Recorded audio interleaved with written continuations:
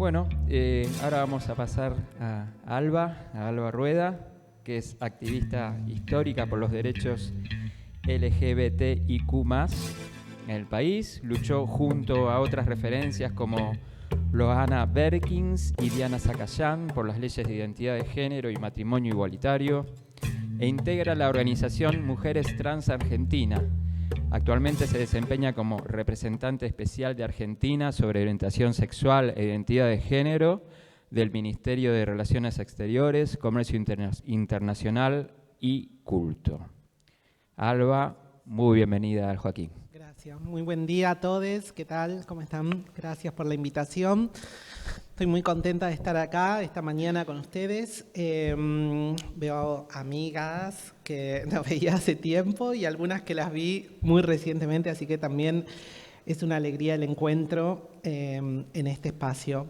Y sobre todo, corriéndome del eje de la mesa, me parece que es fundamental estas jornadas que se sostienen a lo largo de los años. Yo vine hace varios años atrás y realmente fue una experiencia muy valiosa, también para nosotros, los activistas, que llegar a espacios donde hay compromisos institucionales, que hay compromisos de compañeros que están también generando otros sentidos en instituciones, disputando el escenario de los cánones de las enseñanzas. Así que la verdad lo celebro, lo agradezco mucho y valoro mucho el espacio de reflexión como el que se está dando esta mañana. Por mi parte, yo venía a traer algo que voy a ir tratando de mechar en algunos puntos. Tenía que ver con un planteo sobre el adultocentrismo. Me parece que hay todo un capítulo para desarrollar sobre los ejes vinculados al adultocentrismo, principalmente en la misma línea de asimetrías de relaciones, pensar justamente el concepto de tutelaje en Argentina y cuál es la posición hoy y cuál fue el impacto de la Convención Internacional por los Derechos de Niñas, Niños, Adolescentes. Bueno, el punto es que, en definitiva, nada de todo eso voy a hablar esta mañana. Me interpela mucho, digamos, esta mesa y me parece valiosa, sobre todo, digamos, quisiera conectar mucho mi diálogo con el planteo que hizo Julieta sobre un artículo que entiendo, ¿va a salir en la revista Mora?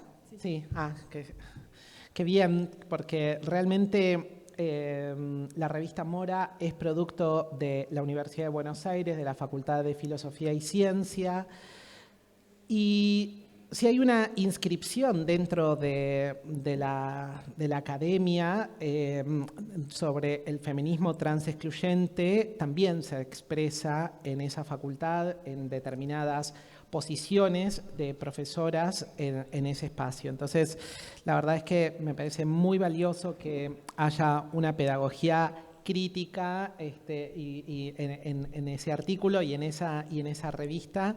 Yo escribí también hace algunos años allí y la verdad es que es una revista que también para valorar y recomendar. Pero no dejar de situar las cuestiones las cuestiones fundamentales dentro de nuestras instituciones y sobre todo aquellas donde se sitúan gran parte de representantes, no sé si gran parte, pero algunas representantes del movimiento transexcluyente.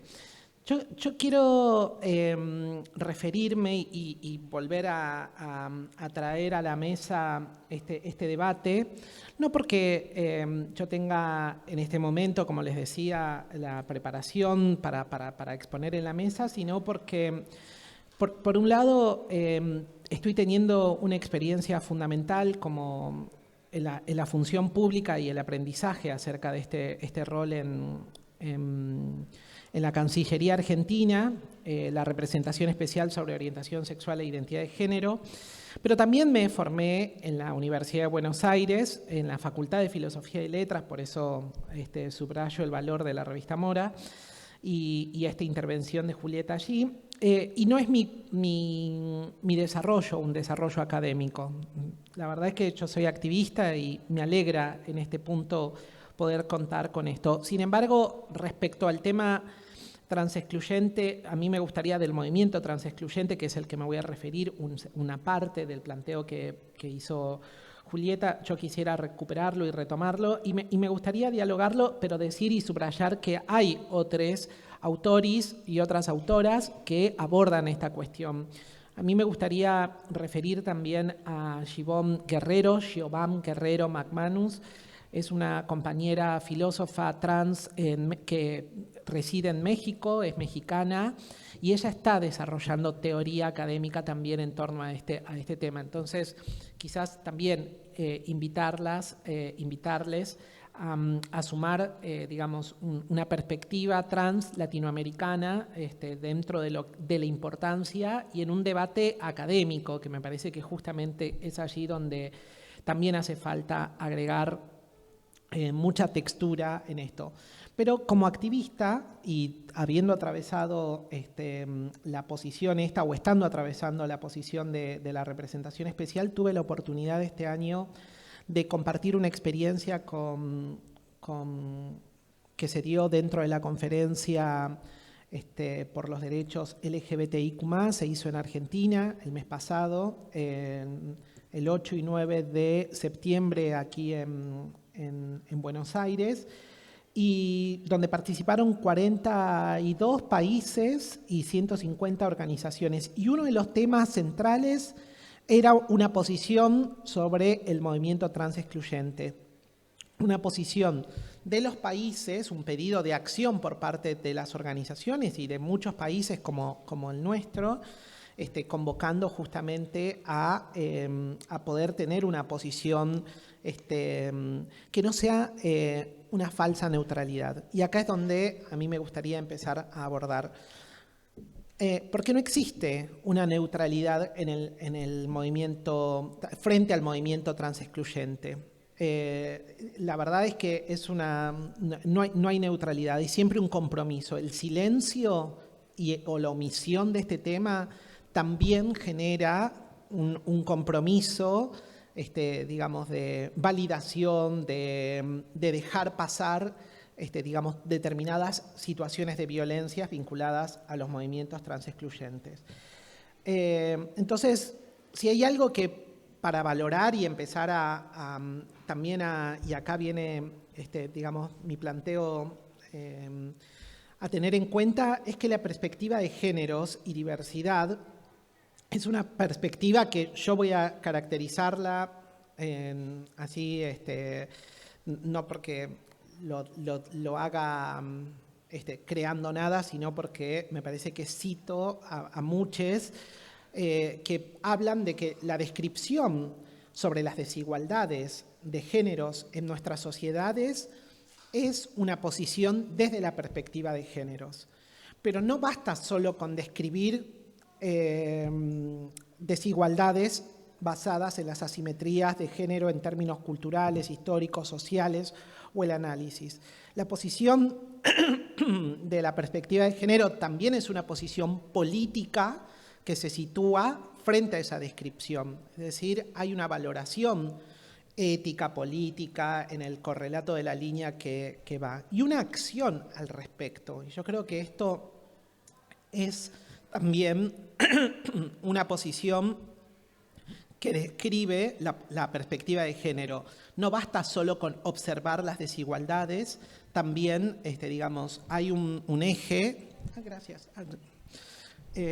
Hay un eje que es tener una posición política, una posición ética frente a ello, y una acción o acciones que también acompañen y que generen de esa desigualdad un compromiso para poder romper con la desigualdad. Esa es la perspectiva de género tan unida a los feminismos y transfeminismos. Entonces, lo que me parece es que justamente hay enormes ventajas digamos, desde que las feministas empezamos a abordar las categorías de desigualdades basadas en la noción de género. Se pudo avanzar mucho en torno a una agenda de géneros. Podemos hablar de una agenda acerca de, por ejemplo, en materia de cuidados, en materia de violencias por motivos de género, digamos, los femicidios son identificados principalmente por el aporte que hace la perspectiva de género, poder problematizar las relaciones interpersonales en el ámbito doméstico también es un abordaje de la perspectiva de géneros. Y creo que justamente el movimiento de mujeres ha sabido llevar adelante una agenda política con enormes logros en nuestro país. La verdad es que viendo en perspectiva, y acá viene mi posición, que yo digo de aprendizaje sobre la posición de trabajar en la Cancillería, poder ver en perspectiva, la conquista de derechos en Argentina, el reconocimiento de los derechos en nuestro país, en la trama latinoamericana, la verdad es que a mí me permite como decir quizás esto está fundado porque en nuestro país la marca de la perspectiva de los derechos humanos ha permitido generar un asiento o un asentamiento en perspectiva de derechos que habilita otros diálogos. Por eso Loana Berkins al inicio y en los 90 también traía este planteo dentro de la discusión con los movimientos de derechos humanos, porque efectivamente hay una enorme plataforma para poder seguir planteando derechos desde estas perspectivas y me parece que permitió avanzar. Pero lo que decía, es que en esos avances la agenda de las mujeres en términos de poder materializar el Ministerio de las Mujeres, Géneros y Diversidad, la ley también del aborto, de la interrupción voluntaria del embarazo, tener una agenda sobre cuidados hoy en Argentina, una agenda política, que esto interpele, digamos, en términos de Estado, y acá, en términos de Estado, me gustaría hablar también del Ejecutivo Nacional, pero también del Legislativo y del Judicial, poder hacer los planteos sobre una justicia transfeminista, feminista en la justicia, es sin duda uno de los grandes debates sobre nuestras democracias o las fronteras de la democracia en nuestro país. Pero lo que quería valorar profundamente es que esta perspectiva de género también, tuvo un impacto dentro de los movimientos travestis trans, entre otras cuestiones, insisto, porque hubo compañeras como Loana Berkins que fueron parte, por ejemplo, de la campaña por el aborto en Argentina y que desde el primer momento estuvieron no solo con el pañuelo, sino también concientizando dentro del movimiento travesti a tantas trabas para que pudiéramos sumarnos a una lucha que hace a una agenda política. Entonces, realmente creo que el rol de Loana ha sido y es vital, para comprender la perspectiva de géneros dentro del movimiento travesti trans. Y con estos planteos tan fundamentales, y no hay que olvidar que su organización de base es la Asociación de Lucha por la Identidad Travesti Transexual, o sea, el eje de la identidad estaba, en esta línea. Esto permitió también avanzar en una agenda LGBTIQ+, de modo muy significativo. El matrimonio igualitario, ley de identidad de género y sobre todo ley de identidad de género es un planteo y una posición sobre los géneros. Y hay una definición, un artículo 2, que describe cuál es, la posición respecto a el tema de la identidad de género. Sin embargo, lo que hay que decir es que toda esa riqueza que trae la perspectiva de género, yo creo que también es producto de nuestros tiempos históricos, de estas coyunturas políticas y de estas agendas políticas. Entonces, creo que la perspectiva de género también encuentra un anclaje, un lugar donde cuesta salir y tiene que ver justamente con los compromisos en este debate sobre naturaleza, cultura, entre sexo y género, entre símbolo y materia, poniéndolo en otro plano. Entonces, me parece que ahí es donde se genera también un límite en una agenda política, por ejemplo, reconocer las condiciones estructurales de desigualdad de las travestis en Argentina en términos de reparación histórica o en términos de reconocimiento de la violencia institucional generada por el Estado, es sin duda uno de los puntos fundamentales para poder decir cuáles son los límites también o cuáles digamos, las fronteras que encuentra el movimiento travesti trans en Argentina hoy en una agenda política. Entonces, creo que mucho de este debate acerca de la perspectiva de género y tomando género en los compromisos que situaba, digamos, la compañera que hizo mención antes acerca de justamente las posiciones en torno a los géneros, me parece que es justamente uno de los debates más significativos de este momento. Y el punto de partida, y acá también quisiera decir algo que me gustaría tenerlo en cuenta, el punto de partida de esta agenda política no es la base de la igualdad de derechos basada en una perspectiva de derechos, no se trata de el plexo de derechos en torno a la igualdad, se trata más bien de sociedades que son desiguales, profundamente desiguales, en condiciones de vida, en el ejercicio de derechos. Ese es el punto de partida de nuestra agenda política. Ahí es donde surge el feminismo. Por eso decía, la perspectiva de género describe también una posición frente a las desigualdades. Y esto me parece que es un enorme valor también para poder trabajar una agenda política en torno a cómo se actualiza hoy esta agenda. Y sí es cierto que el movimiento antigénero y el movimiento antitrans, digamos, ha ido creciendo en nuestro país y sin duda un registro importante lo hemos tenido este año cuando a principio de año un grupo de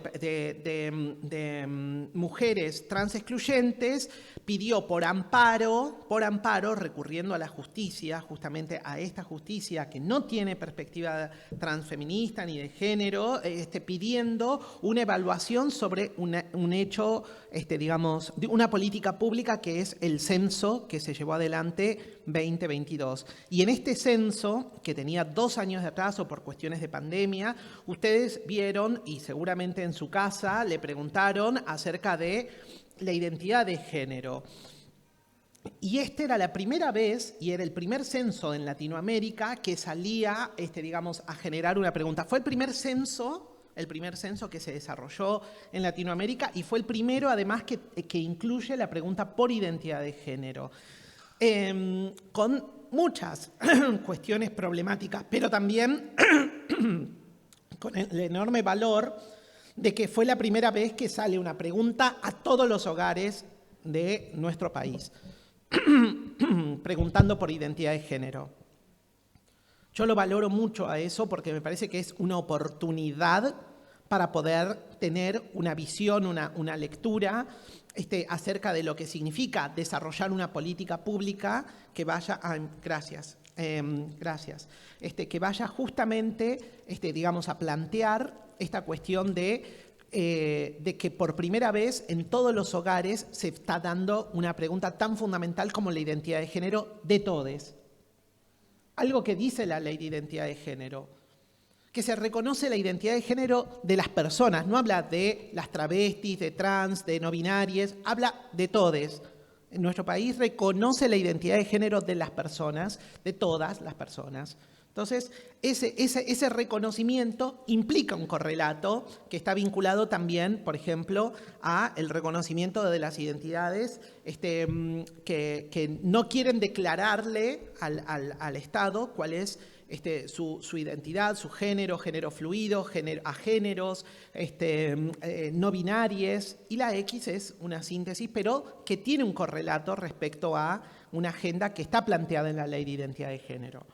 Entonces, creo que tenemos muchas herramientas para poder tener en cuenta que el movimiento transexcluyente hoy en Argentina está actuando digamos, en contra de los derechos y el reconocimiento de derechos, y este casualmente fue el año en donde se cumplieron los 10 años de la Ley de Identidad de Género. Entonces, 10 años más tarde sí hay un escenario que tiene que ser actualizado, y este es el mensaje que yo quería traer para esta mesa, y es que hay que situarnos constantemente en una agenda política también de estos debates, en cómo interpelan a las instituciones y cuál es la posición de las instituciones. Y las instituciones no es una abstracción, es esta institución, son las instituciones del Estado, y en esa línea a mí me gustaría preguntar, y quizás creando otros puentes, es para las feministas basadas en el sexo, por ejemplo, ¿no? Esta posición que no es una posición neutral. Para las feministas basadas en el sexo, que tienen una concepción esencialista, ¿cuál es la agenda política de esta línea? Y ahí es donde efectivamente creo que vamos a encontrar el correlato transexcluyente de esta cuestión, de esta posición. Y además, en este punto, algo que lamentábamos dentro de la Conferencia por la Igualdad de Derechos que se realizó, como les mencionaba antes, en septiembre en Argentina, es que ocupamos toda una mañana, después de 3 años, 42 países, 150 organizaciones, para abordar el tema del movimiento antitrans en América Latina y en el mundo. Pero que en realidad, digamos, pudiendo ver en perspectiva, hay todo un eje que veníamos desarrollando que tiene que ver con la reivindicación de derechos y la recuperación de otros saberes, de saberes trabas, dentro de, digamos, las epistemologías latinoamericanas. Entonces, para mí, un tema es abordar una cuestión conflictiva en términos políticos, y otro tema es que no nos anulen la agenda en términos del horizonte al que queremos dirigirnos. Y ese horizonte tiene que ver no solamente con una posición descriptiva de las desigualdades, como decía, sino también una acción frente a ella. Y parte de esa acción es recuperar saberes, trabas, pedagogías que se desarrollan en la oralidad, en otros modos de situar en una posición sobre las desigualdades y en un modo de resolver esas desigualdades que son también una posición del sur global. Entonces, esto me parece que hay y creo que cuando hablamos en Argentina de los saberes trabas, con Loana a la cabeza, pero también con tantas otras compañeras que aportan y aportaron reflexiones sustantivas en este punto, creo que es una posición también de no perder el eje de nuestra carreta, para dónde queremos dirigirnos. Es decir, poder trastocar los cánones universitarios, para poder trastocar una agenda política en torno a las desigualdades.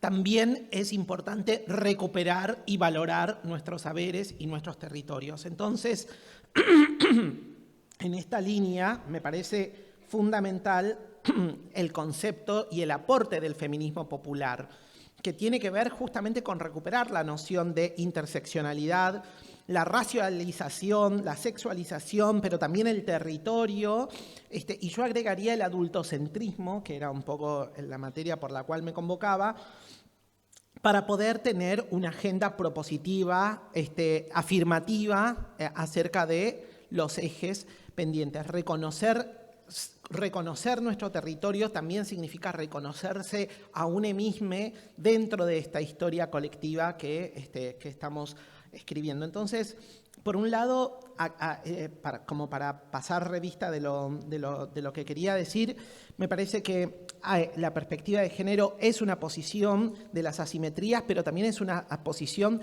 en las instituciones y en una agenda política sobre las desigualdades. Y llamarles a todos como para poder tener también un compromiso que no solo describa las realidades, sino también tome una acción frente a esas desigualdades. Y, y la pregunta que es fundamental ¿Cuál es la agenda política?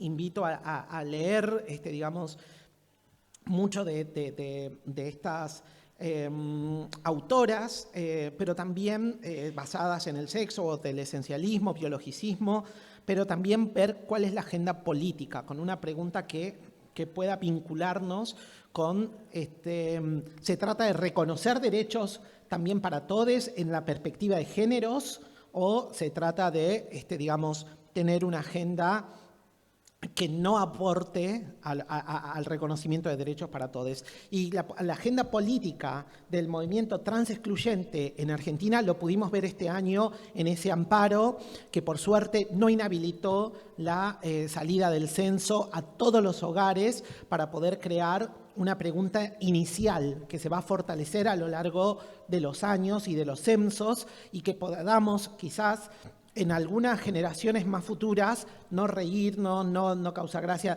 no desconocer la pregunta por identidad de género, sino reconocernos dentro de la trama también de la implicancia de la perspectiva de género. Argentina ha tenido un enorme paso adelante con, digamos, aprobando leyes fundamentales. Yo hablaba de la ley del aborto, pero la ley Micaela para nosotros, para los estatales, quienes amamos digamos, la administración pública, la función pública, lo que tenemos que decir es que realmente fue un antes y un después poder problematizar, y recuerdo también ese desarrollo y lo uno con la pregunta del censo que recibieron todos en sus hogares, respecto al tema de que la primera vez que yo recibí una capacitación dentro del Ministerio de Justicia, estaba en el INADI, por la ley Micaela,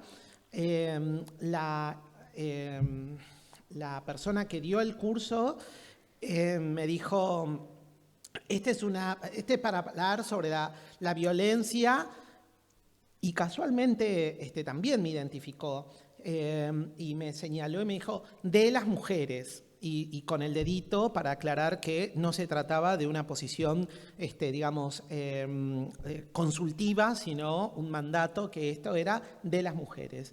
Por suerte, desde entonces, desde el 2019 hasta ahora, la ley Micaela fue creciendo, tiene perspectiva de diversidad, genera otras preguntas. En ese año, en el 2019, todo el tiempo eran chistes entre compañeros diciendo... esta violencia de género, te voy a acusar de violencia de género. Desde esa trivialización a hoy tener determinadas conciencias que permiten que en todos los ámbitos administrativos haya una posición crítica, porque algún trabajador tiene justamente una posición crítica sobre la desigualdad. Me parece que es un enorme paso adelante para los cambios culturales. Entonces, los cambios culturales también arrancan con una agenda política como el censo, como la ley Micaela, y me parece que esto es lo que yo quería subrayar para esta mañana. Aportar también, digamos, dentro de la posición crítica, constructiva, pero también propositiva de la constelación de transfeminismos y feminismos, digamos, una pregunta fundamental, ¿no? La de las agendas políticas en torno a esto. Y que frente a esas agendas políticas no podemos ser neutrales, porque no hay una neutralidad. La neutralidad apoya al patriarcado en el sentido de que consensúa y que valida el plano de las desigualdades que venimos describiendo. Entonces, esto es para mí el aporte para esta mañana. Gracias. Sí. Mi pregunta es para los tres, en realidad, sobre nosotros como docentes, estamos formando como futuros docentes. La pregunta es, ¿qué nos recomiendan, aparte de su autoría, digamos, leer o concientizar al resto para que podamos formarnos tanto nosotros y el día de mañana a nuestros estudiantes? Porque, por ejemplo, yo sobre identidad marrón, si bien sigo línea de colonial, no leí nada todavía. Entonces es como súper importante que capaz vos, Walter, nos cuentes, sí, ¿no? qué textos, qué materiales podemos acceder para poder, digamos, agarrar el guante en ese sentido, ¿no? Desde nuestro lugar. Sí, Te entiendo a full, porque soy docente de secundaria y me parece que el ámbito, digamos, del aula es súper fundamental para esta construcción de futuro disidente que queremos, ¿no? Identidad Marrón acaba de sacar un libro que está bancado por la Universidad de Manchester, se lo dedico a mi vieja, que se puede descargar gratis, así que entrando al perfil de Instagram o de Facebook de Identidad Marrón, hay un libro en donde tiene como varias partes el libro, autores marrones, pedagogía marrón y también cierto laburo sobre correr de eje la belleza considerada como lo blanco. Así que cualquiera puede bajarlo, descargarlo, ¿sí? Se puede comprar también en físico si uno quiere, pero este libro, Marrones Escriben, se puede también descargar gratis. Así que ese es un material que intenta abrir una puerta nueva y también repensar el pasado en relación a la construcción de una identidad distinta y que los marrones puedan ser vistos desde otro lugar, ¿no? Yo lo que recomiendo, de vuelta, no es ceñirnos solamente a las cuestiones escritas, recuperar mucho hablar de los saberes trabas tiene que ver con recuperar espacios de trabas donde circula la oralidad y donde circulan otros saberes de vuelta que también están plasmados en posiciones transfeministas. Entonces, afortunadamente ya no hay solo un libro de referencia, sino que hubo una producción en estos últimos años. Hay editoriales transfeministas en Buenos Aires y en Argentina que tienen, están editando a personas trans. Entonces, mi mayor recomendación es esta, ¿no? Leer a les compas, a todes, y me parece que allí hay un montón también como pistas para recuperar. Así que ese es mi aporte. Perdón, yo agrego Muchas Nueces, es una editorial que ha editado a Marlene Guayar, una editorial travesti latinoamericana, a Susie Shock, no sé si me estoy olvidando. También está Puntos Suspensivos Ediciones, que es una editorial dirigida por personas trans y que editan muchas personas trans masculinas y hombres trans.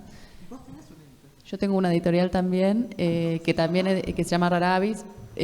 Pero bueno, sobre estos temas tenemos algunos textos, pero lo que quería decir es que me parece importante, sí, leer producción teórica trans. Hay una rama de estudios trans también más académicos.